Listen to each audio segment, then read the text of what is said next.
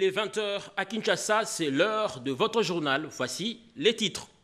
Triste réalité à Kinshasa, un business qui ne dit pas son nom vient de voir le jour dans les grands hôpitaux de la capitale qui exigent 500 voire 1000 dollars américains pour exposer les corps avant leur départ au cimetière. Et certaines familles nantis vont jusqu'à obtenir l'autorisation d'exposer pour quelques minutes dans le funérarium à l'hôtel de ville de Kinshasa en payant des frais.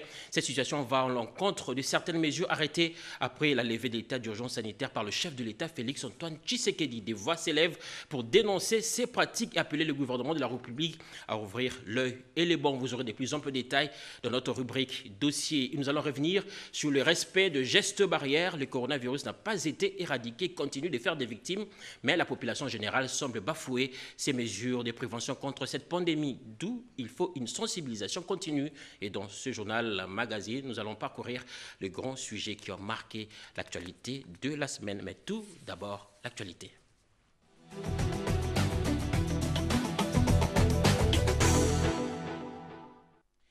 Coup de projecteur sur l'avenue Elenguessa qui aura bientôt un autre visage. Les Caterpillars sont à l'œuvre pour offrir à la population de ce coin de la capitale une route totalement asphaltée jusqu'à Bypass.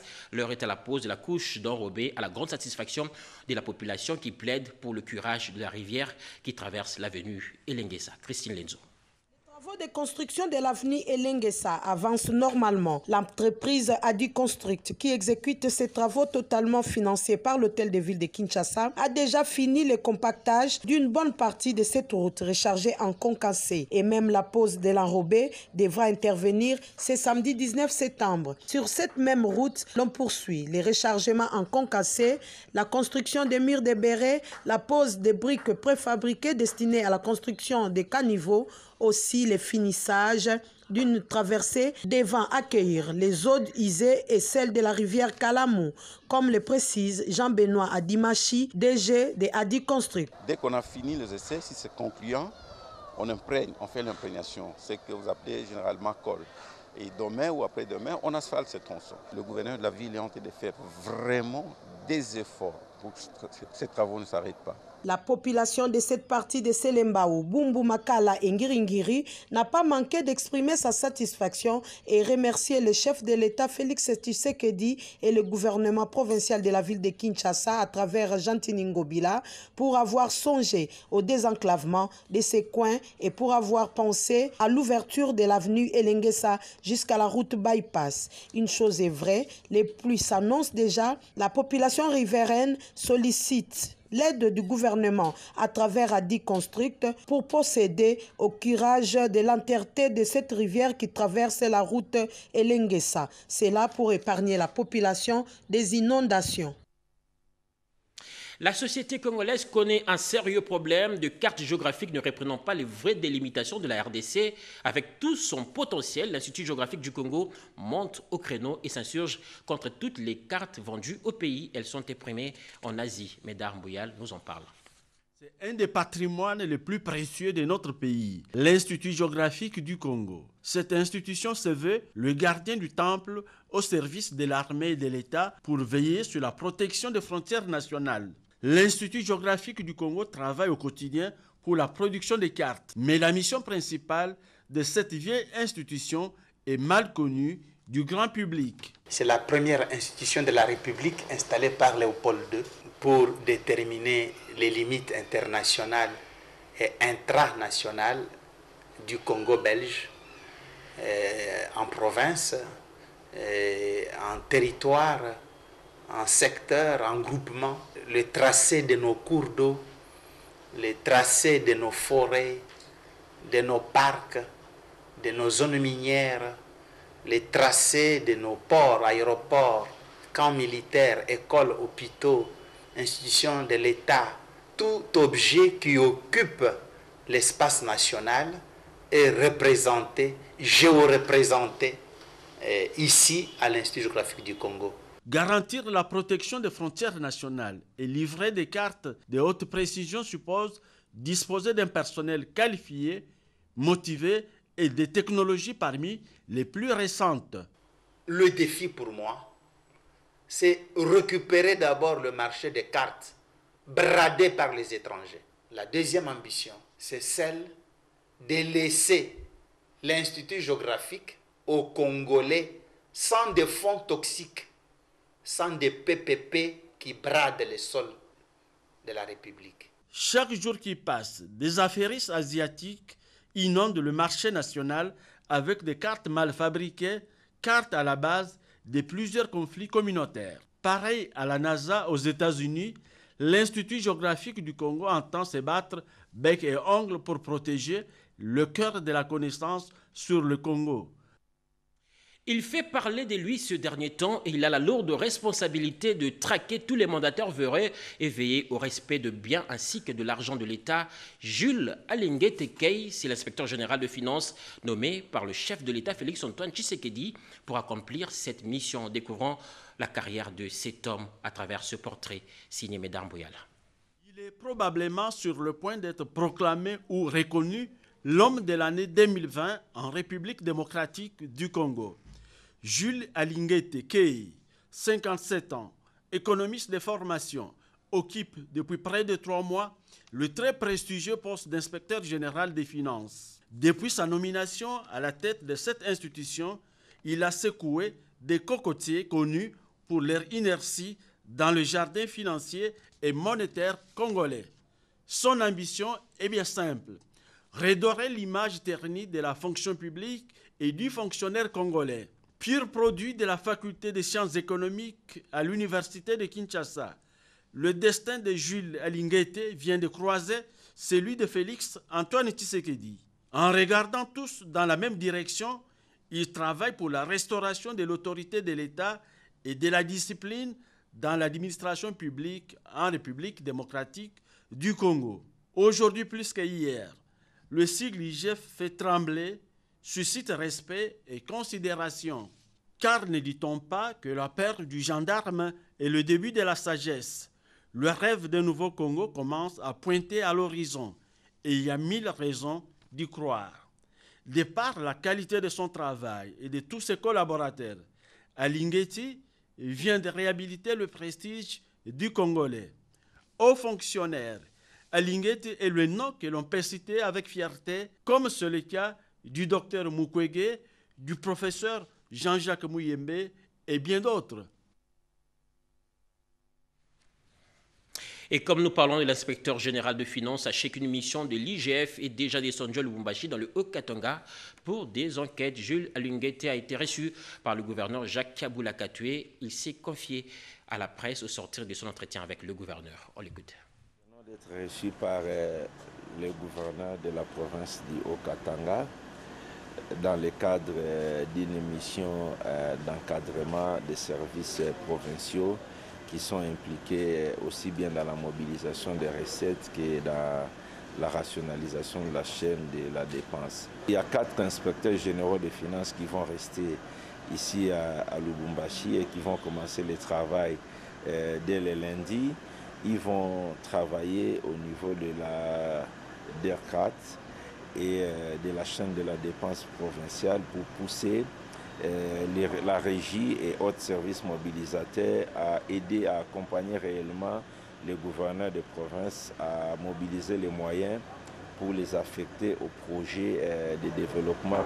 Ces inspecteurs vont également être dans la chaîne de la dépense provinciale pour aider le gouvernement provincial à rationaliser les dépenses, au fait à mieux respecter les procédures prévues dans l'exécution de la dépense. Ça, c'est l'initiative propre de la province du Haut-Katanga qui a souhaité implémenter la bonne gouvernance dans les affaires publiques de la province.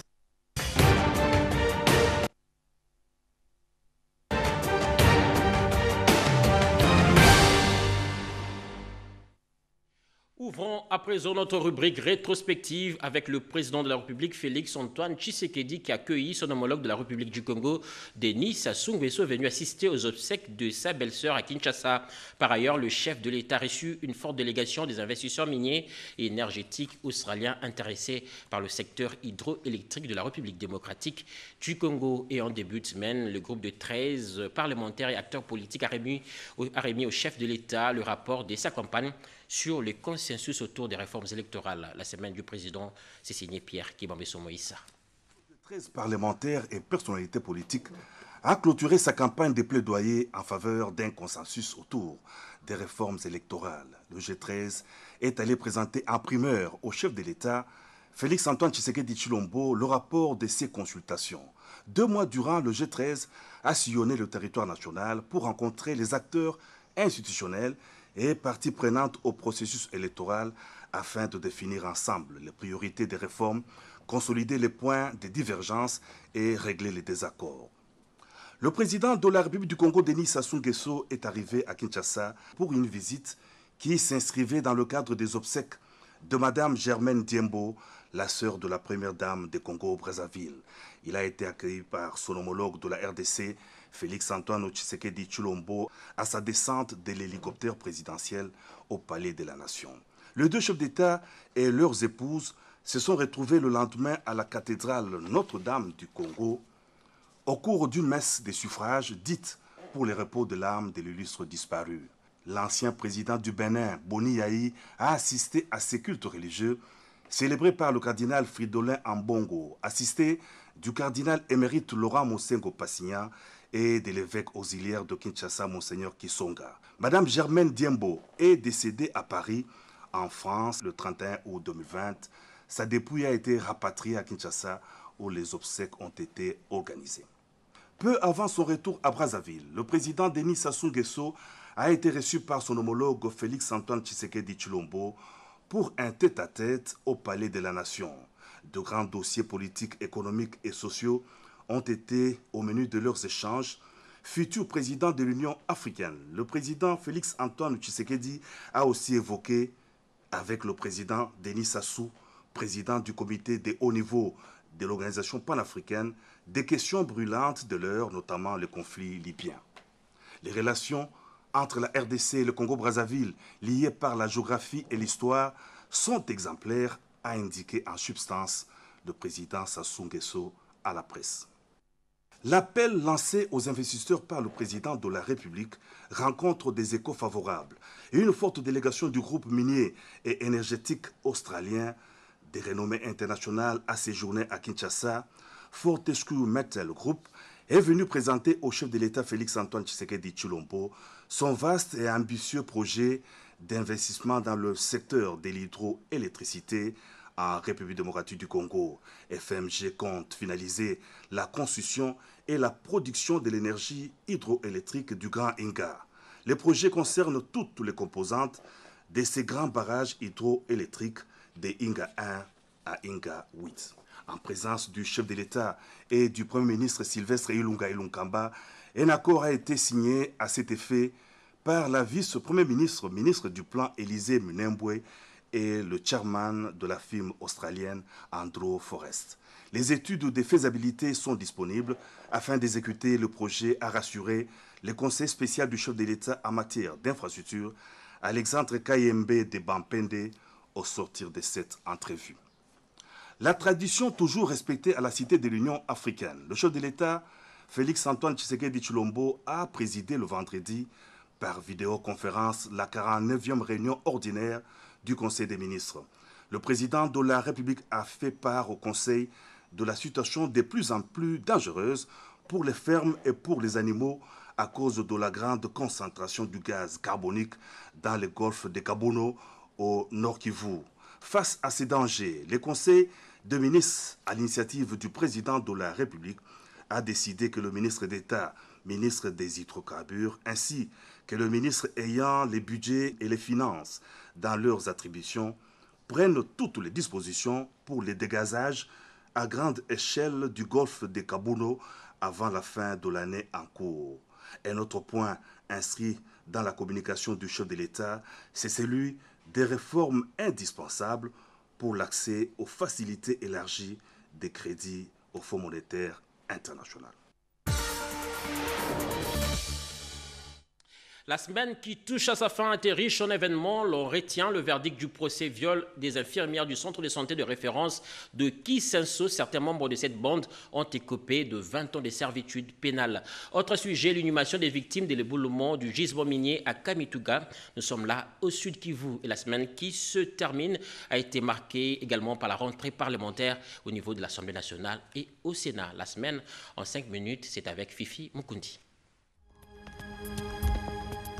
Viol des infirmières dans un centre hospitalier de Kisenso, ici à Kinshasa.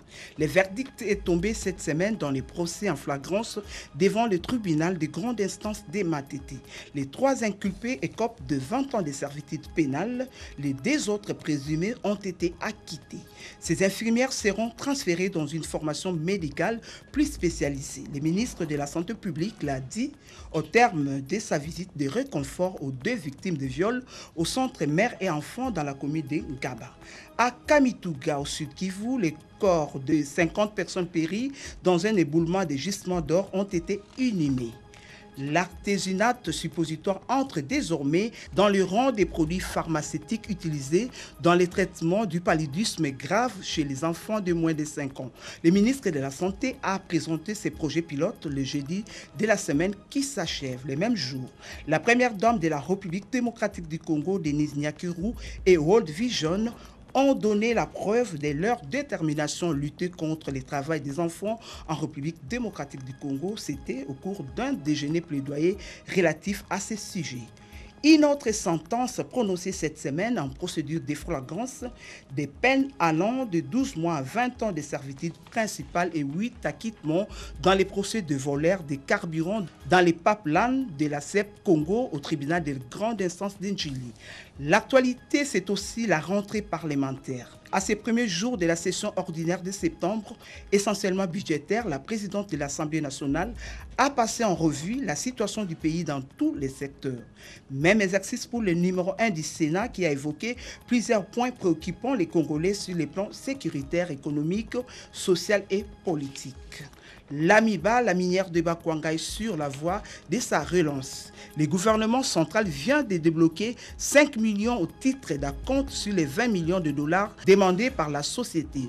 2 accords de coopération ont sanctionné la réunion bilatérale défense et sécurité RDC-Angola. Il s'agit de celui relatif à la sécurité et l'ordre public ainsi qu'à la libre circulation des personnes le long de la frontière de 2 pays. Le vice-premier ministre et ministre de l'Intérieur a conduit la délégation congolaise à cette rencontre. Enfin, l'ONIP, Office national d'identification de la population, emboîte les pas à tous ceux qui plaident pour la consécration de la date du 16 septembre comme la journée internationale de l'identité. Pour ce faire, cet office a organisé une matinée de sensibilisation sur les thèmes parce que l'identité est plus que jamais importante pour une RDC émergente.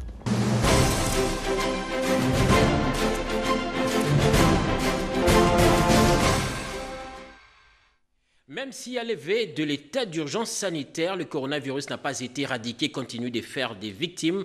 Le constat est amer. La population générale semble bafouer les mesures de prévention contre cette pandémie, d'où il faut une sensibilisation continue sur l'observance des gestes barrières pour ne pas subir la deuxième vague de cette pandémie. Suivez ce dossier de Ramazani Moulamba.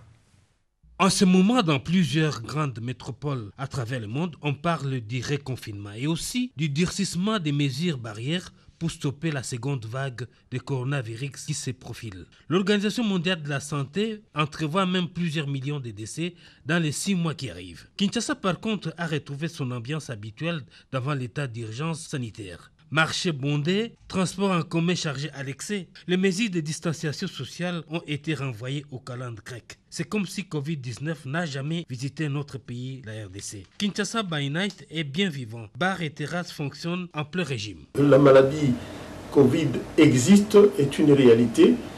Et pour la combattre et éviter la contamination à grande échelle, il fallait des mesures barrières, des mesures préventives, des mesures de distanciation physique.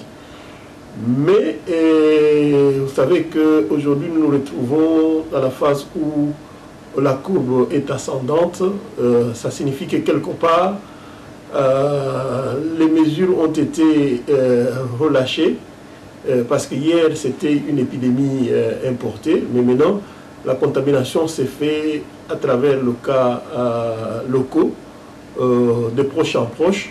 Donc nous devons rester vigilants dans la mesure où si nous ne nous comportons pas correctement, nous allons nous retrouver avec une augmentation exponentielle ou très rapide de cas. Comment expliquer cette insouciance de la population devant une pandémie qui menace le monde entier? Les avis sont partagés sur la question. Coronavirus, c'est la maladie la plus sautée. La maladie a peuple corona micho la nanzala. Misale de l'Ekatani à cause du coronavirus. Est-ce que makamani talibiso? Hein?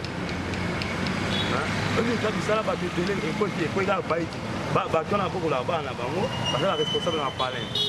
Malgré. Hein? Papa. Dans la Kanda. Le coronavirus, c'est une maladie réelle qui existe, bien que certains de nos frères congolais émettent encore des doutes par rapport à cette maladie. Mais en fait, selon certaines personnes, cette maladie tue plus le blanc que le noir. Mais en fait, je ne sais pas. C'est une hypothèse qui peut être discuter. Les spécialistes disent que le port des masques devrait être obligatoirement exigé à tout le monde sur la place publique. Ainsi, on peut contrer la maladie, même si la mesure de distanciation sociale n'est plus respectée. Généralement, quand on parle, on ne le voit pas, mais on postillonne. C'est-à-dire qu'il y a des petites gouttelettes de salive qui peuvent s'échapper de nos bouches. Quand on éternue, il y a des petites gouttelettes qui peuvent s'échapper toujours de nos bouches à travers des petites salives, ou encore si on éternue, ça peut même venir des écoulements nasaux qui sont là propulsés par l'effet d'éternuer et qui peuvent atteindre l'autre. Et si on est porteur d'une maladie infectieuse transmissible par des gouttelettes, par voie aérienne, facilement l'autre peut l'attraper. D'où le masque est une protection générale contre ce type d'accident. À la question de savoir si les masques portés sur les mentons peuvent stopper la maladie, la réponse est non. Beaucoup de personnes nous ont avoué qu'ils portent les masques non pas par conviction, mais c'était pour éviter d'être arrêtés par la police. Le masque est bon, mais je ne supporte pas. Cela m'étouffe.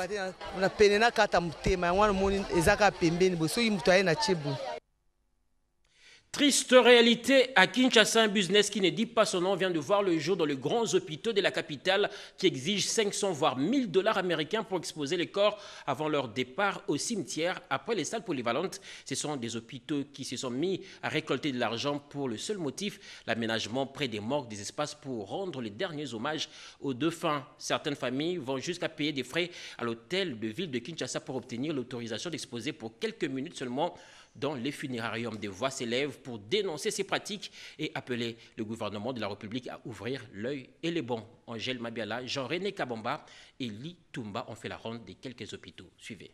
Série de mesures de lutte et de protection contre le coronavirus en République démocratique du Congo, il y a la réglementation sur l'organisation des funérailles. Les Congolais ont salué de vive voix l'interdiction d'exposer des morts dans des salles polyvalentes à cause du commerce jugé très juteux. Malgré cette avancée, l'on observe de plus en plus dans certains hôpitaux à Kinshasa la tendance à taxer des moments réservés aux hommages aux morts à la morgue. Combien coûte le temps de derniers hommages? À la clinique Ngaliema, par exemple, on respecte à la lettre les instructions du gouvernement. Avant, on prenait presque toute la famille.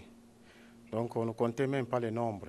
Et avec le Covid-19, on avait déterminé par le gouvernement 20 personnes dans tous les morgues.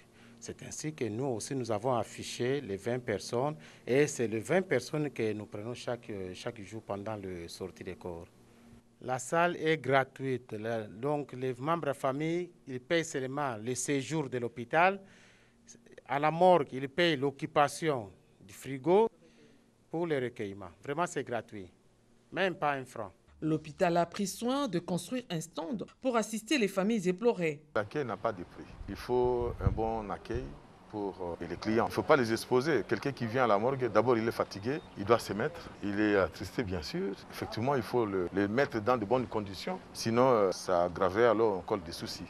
Grosse surprise à l'hôpital du Cinquantenaire. Les derniers hommages aux défunts coûtent entre 500 et 1000 dollars américains selon que l'on est dans la salle ou en dehors pour 1 heure. C'est le retour du business qui ne dit pas son nom.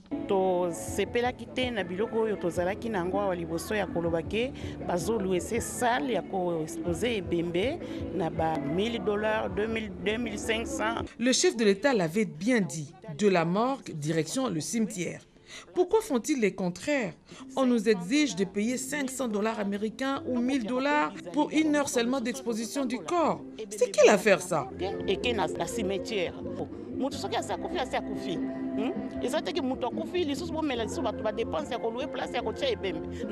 c'est normal. Ce pays nous appartient tous. Nous devons nous entraider. Comment expliquer cette situation? Nous avons beaucoup dépensé pour les soins médicaux. La personne est morte. À présent, pour exposer les corps pour quelques minutes seulement, on nous demande 500 000 dollars américains. Vraiment, ces gens sont sans cœur. 500 dollars, 1000 dollars.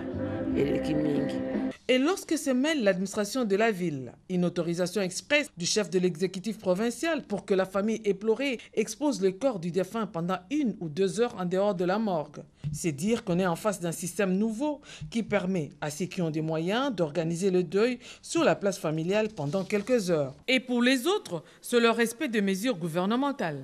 Lever du corps, direction immédiatement enterrement. Devra-t-on constater qu'il y a 2 poids 2 mesures? Les morgues des hôpitaux coiffent l'administration provinciale. À chaque famille, sa force est monétaire pour obtenir le respect dû aux morts. Les responsables n'osent pas dire tout haut ce qui se passe tout bas. Le port de masque est vraiment obligatoire pour tout le monde.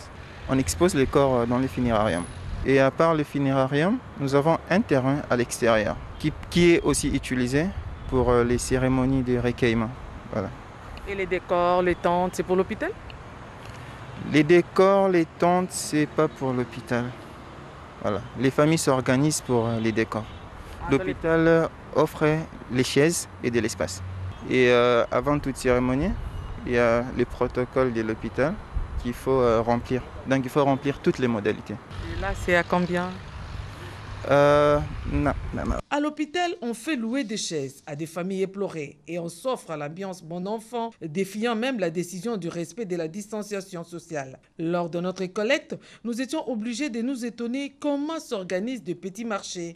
Cela risque de se généraliser. À qui donc poser la question pour des réponses beaucoup plus humaines? Jusqu'à la diffusion de notre petite enquête, résonne dans les oreilles des Congolais les mesures édictées par le chef de l'État, Félix-Antoine Tshisekedi Tshilombo, de la morgue immédiatement au cimetière sans tarification.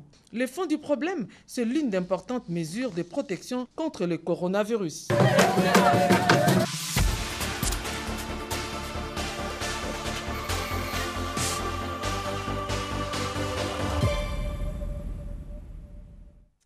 Et avec les nouvelles instructions relatives aux veillées mortuaires édictées par la ville de Kinshasa, il faut accélérer la construction des funérariums modernes en remplacement des salles polyvalentes et espaces funéraires qui doivent respecter les mesures barrières. C'est une réflexion de Bobette Yenga.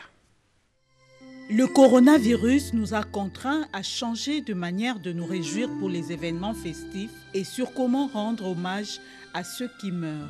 Aujourd'hui, à Kinshasa, tenant compte des mesures barrières pour les cérémonies funéraires par exemple, on assiste de moins en moins aux veillées mortuaires en résidence familiale dans des salles ou autres lieux et espaces destinés au recueillement, sauf en nombre réduit.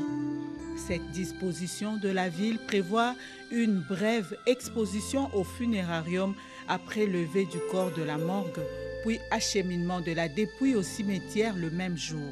Cette véritable réforme pour les Kinois habitués à subir souvent le spectacle offert en ces moments de douleur pour ceux qui semblent n'avoir aucun respect pour les morts. Funérarium, revenons-y, une nouveauté dans les habitudes, Kinshasa n'en dispose pas, avec la fermeture des salles, autrefois lieu de veillée mortuaire, chacun y va avec les moyens du bord.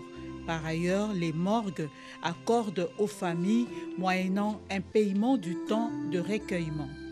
Combien de funérariums faudra-t-il à Kinshasa, une ville de plus de 10 millions d'âmes? comme sous d'autres cieux, la ville de Kinshasa, qui a déjà pris l'option d'en construire un dont les travaux sont en cours, devait déjà penser à les dupliquer dans chaque commune ou à proximité des morgues pour éviter des attroupements, surtout que le site aura pour vocation la gestion de la charge émotionnelle des familles éplorées. Le tout premier funérarium public moderne sera logé dans l'enceinte de l'hôpital général de Kinshasa, précisément à la morgue centrale pour notre capitale, dont le taux de mortalité est quand même élevé. Un funérarium pour autant d'habitants est une goutte d'eau dans la mer. Cette situation va certainement favoriser la clandestinité. C'est une difficulté et en même temps une opportunité, dit-on. Il serait indiqué de multiplier ces genres de sites dans des hôpitaux publics et privés ayant assez d'espace pour s'ouvrir à des partenariats publics-privés. Sinon, les vieilles habitudes vont vite revenir. Les Quinois risqueront de renouer avec les funérailles extravagantes qui laissent la place aux dettes. La tendance est à la mode, signale-t-on. La nature a horreur du vide.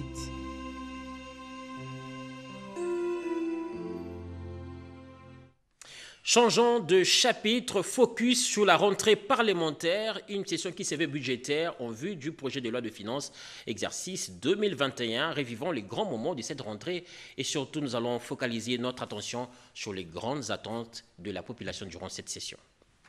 Cette image a pris date avec l'histoire. Joseph Kabila Kabange, le sénateur à vie, est arrivé mardi dernier au Sénat pour participer à la plénière d'ouverture solennelle de la session budgétaire de septembre. 19 mois après son départ du Palais de la Nation, Joseph Kabila Kabange tient un cas d'école dans une Afrique francophone où l'alternance au pouvoir peut encore obéir à la loi des armes en plein 21e siècle.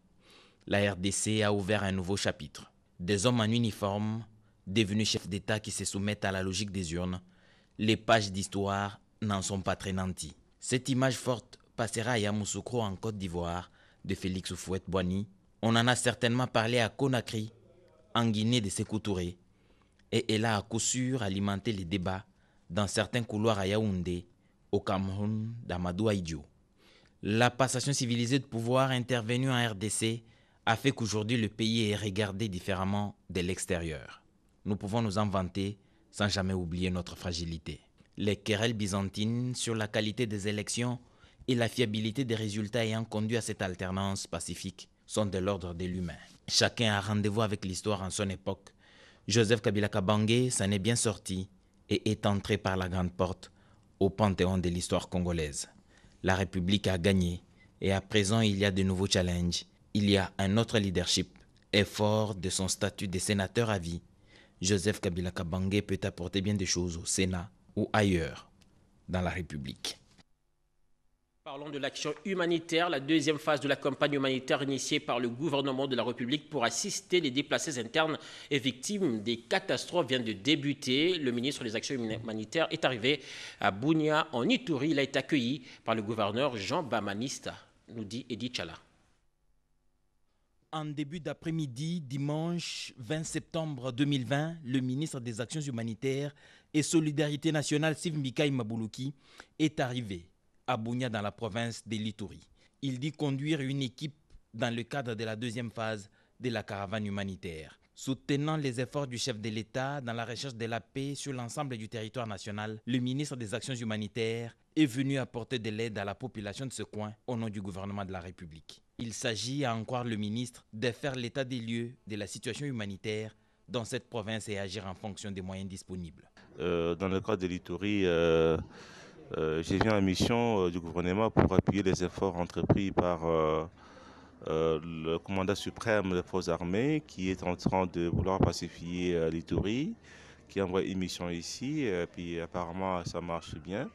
Alors nous venons comme acteurs humanitaires pour essayer d'encourager les déplacés internes de rentrer dans leur milieu, n'est-ce pas, de vie habituelle. Ce que nous allons faire, c'est savoir quels sont leurs besoins pour le retour, et nous allons, en fonction des moyens disponibles, leur donner le nécessaire pour commencer à penser déjà à rentrer dans leur milieu d'origine. Des matériels aratoires pour l'agriculture, L'aide pour la reconstruction des maisons feront également partie de ce soutien du gouvernement central. Par cette aide humanitaire à la population de l'Ituri, le président de la République et le Premier ministre tiennent à renforcer l'unité nationale. Totaliser 105 ans sur la terre des hommes, ce n'est pas donné à tout le monde, c'est une grâce. François Kabedikano vient de souffler sur sa 105e bougie en présence de ce sien. C'est un serviteur de Dieu, il est prophète de l'église PV Alongo, encore lucide. Il évoque quelques souvenirs de sa vie. Il a fait quelques exhortations pour la postérité et il réclame une médaille pour sa longévité. On l'écoute. Na tondi nzambi pona lelo mokolo ya lelo oyo ngai Kabedinkanu François nabutama na mbuka ya Mbamba territoire Luwozi Cataract secteur Mbanza Mwembe groupement Mbamba tilelo nasambelaka na ngai na mona makambo banda bumona na ngai bandeko na ngai Congo oyo eza Congo ya kusekana te Congo ya bozui, Congo ya nayebi te. Richesse eza na Congo oyo eza na ndenge ya kolobela te. Eza na ndenge ya kolobela te. Mbongo na Congo ezali ya koluka te, mais toza na volonté ya kolingana te na Congo ba Congolais. Makambo tokwe koluba ete lukula na za koluba awa.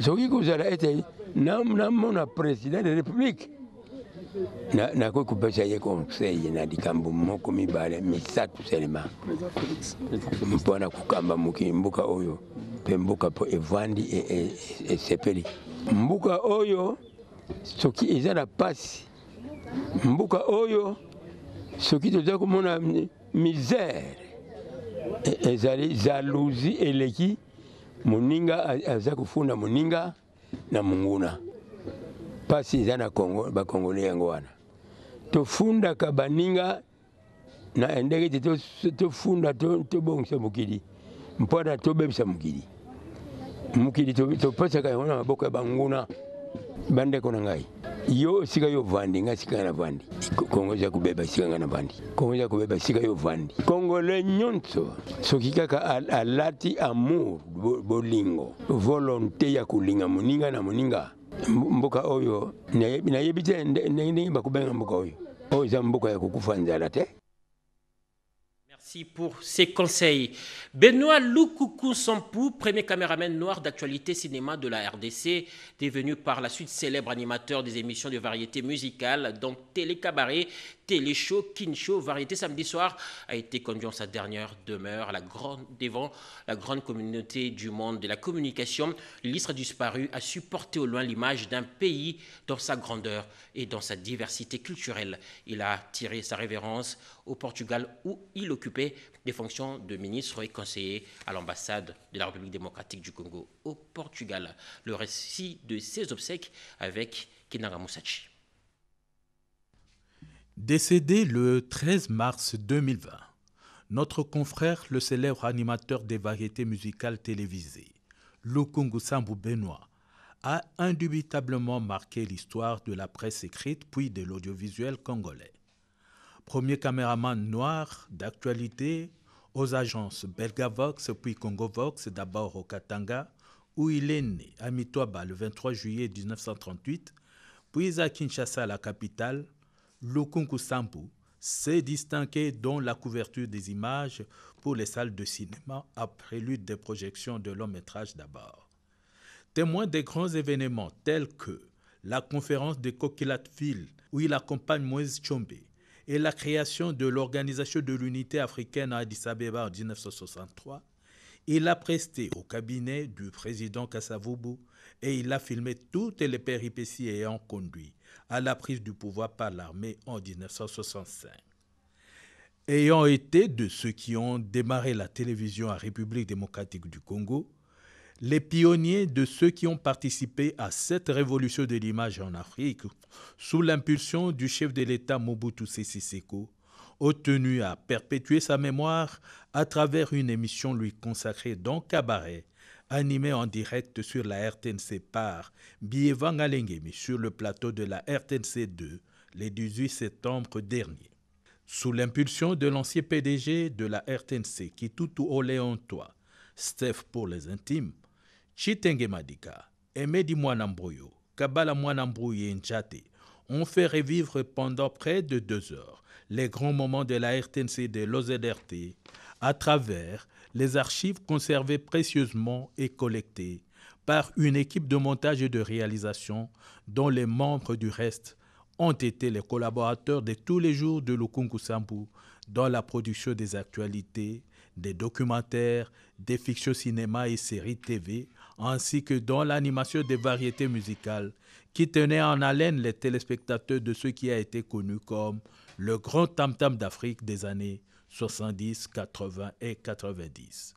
Ce média RTNC de grande portée internationale, suivant la vision que Mobutu, par la connaissance qu'il avait du grand impact du son et de l'image sur les masses, avait la conviction en tant qu'ancien journaliste de promouvoir ainsi l'essor d'une nation et d'une Afrique libérée des chaînes coloniales et qui compte sur l'échiquier international qui, du reste, a suscité des productions authentiquement africaines. Nous sommes les gens de l'audiovisuel. Nous ne pouvons pas continuer à ignorer la valeur des stars de la radio et de la télévision. Des gens comme les Kabbalah, les Mehdi, même ce sont des réalisateurs. C'est des gens qui ont fait en sorte que le public congolais puisse apprendre des tas de choses. Et le jour, ces messieurs tireront leur révérence, comme on dit. Peut-être que les gens ne le sauront jamais. Mais ce qu'ils ont fait, qui peut le faire savoir à d'autres, si ce n'est que nous-mêmes? C'est pour ça qu'on a dit que ce que Lukungu a fait pour le public quinois, pour le public congolais et même africain, il faut que nous le portions nu. Hein, ce programme, nous le redistribuons sur un réseau qui fera en sorte que les stars de la radio et de la télévision deviennent aussi des gens qu'on adule, des gens qu'on célèbre. Tout ça, ma famille à Côte d'Ivoire, c'est parti d'où? De mon sous et des choses comme ça. Oui. Voyez-vous? Quand vous êtes allé au festival de l'audiovisuel à Cannes, je crois, en France, et il avait amené un modèle de journal télévisé qu'il présentait, et moi je faisais le sport. Les gens se demandaient si c'était congolais. Voilà. C'est par cette note triste que nous bouclons la boucle de cette grande édition magazine. C'était un réel plaisir de vous informer. Et Lucie, la vie Chisenda va reprendre le relais à 22h pour une autre session d'information. Bon début de semaine à toutes et à tous. Surtout continuez d'observer les gestes barrières pour le bien de tous. Merci. Au revoir.